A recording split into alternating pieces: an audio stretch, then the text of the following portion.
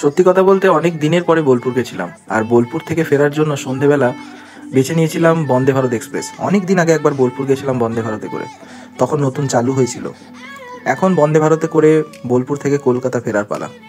স্টেশনের সামনে কিছুক্ষণ অপেক্ষা করা মাত্রই দেখলাম ট্রেন ঢুকছে।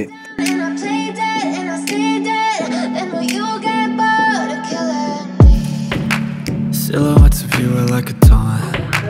Never really know just what you want. With you I don't ever feel calm. I can feel the sweat inside my palms. Play with me like cats and a string. ট্রেনে ওঠা মাত্রই দেখলাম সামনে tray টেবিলটা বেশ পরিষ্কারই আছে। তারপরে সিটগুলোকে একবার দেখে নিলাম, আর নিচে চার্জিং সকেট সেই আগের মতনই আছে। আর তারপরে দেখলাম যে ট্রেনে নতুন ওয়াইফাই ইনক্লুডেড হয়েছে, যেটা দেখলাম যে খুবই ব্যাকডেটেড। মানে ওখানে মুভিজ অপশন, টেলিভিশন যতগুলো আছে সবই খুব ব্যাকডেটেড, এবং আমি কখনোই রেকমেন্ড করবো না যে ওগুলো দেখার জন্য। আপনি যদি মোবাইলে কিছু ভিডিও বা সিনেমা ডাউনলোড করে নিয়ে যান তাহলে ওগুলো দেখুন।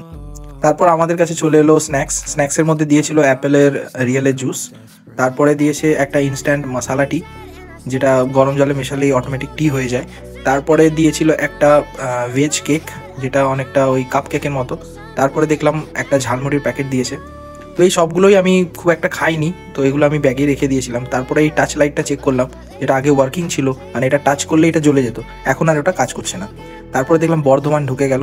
তো বর্ধমানে এখন দাঁড়াচ্ছে, এখন বর্ধমানে হল্ট দিয়েছে। তো বর্ধমানে 2 মিনিট করে ট্রেন দাঁড়াচ্ছে। তারপরে আমি চলে গেলাম ওয়াশরুমে। তো ওয়াশরুমে যাওয়া মাত্রই দেখলাম বেশ নিট অ্যান্ড ক্লিন, এবং চারিদিকটা বেশ ভালোভাবেই মেনটেন করে রেখেছে আপাতত, আর হ্যান্ড ড্রায়ারটাও কাজ করছে। তারপরে দেখলাম আমাদের লাঞ্চ এসে গেছে। তো লাঞ্চে দিয়েছিল একটা রেল নিরের জলের বোতল 1 লিটারের, সাথে খাবার ছিল।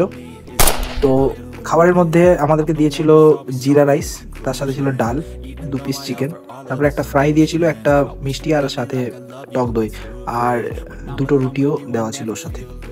আর তারপরে আমরা দেখলাম খাবারের টেস্ট খুবই অসাধারণ ছিল, মানে ডালটাও খুব পুরু ছিল, প্লাস যে জিরা রাইসটা দিয়েছিল তার কোয়ালিটিও ভালো, এবং যে চিকেনটাও রান্না করেছিল, মানে আইআরসিটিসির কাছ থেকে এই ধরনের খাবার এক্সপেক্ট করা যায় না, কিন্তু সত্যিই খুব ভালো খাবার দিয়েছিল, এবং খাবারের টেস্ট কোয়ালিটি দুটোই খুব ভালো ছিল। তারপরে দেখতে দেখতে হাওড়া ঢুকে গেল। বাস এরপরে দেখলাম সবাই উঠে দাঁড়িয়ে পড়েছে, তো আমিও ভাবলাম গিয়ে এবার নেমে পড়ি।